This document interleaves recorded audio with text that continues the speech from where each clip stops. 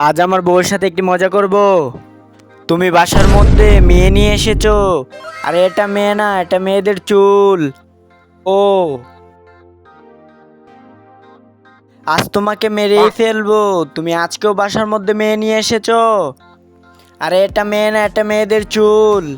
ও, তুমি মেয়ে নিয়ে আসো নাই, আমি ভুল ভেবেছি। আজ তোমাকে কেউ রক্ষা করতে পারবে না। তুমি মেয়ে নিয়ে এসেছো। আরে এটা মেয়েদের চুল। সে আমার সাথে প্রতিদিন এভাবে মজা করে। তুমি কি করছো?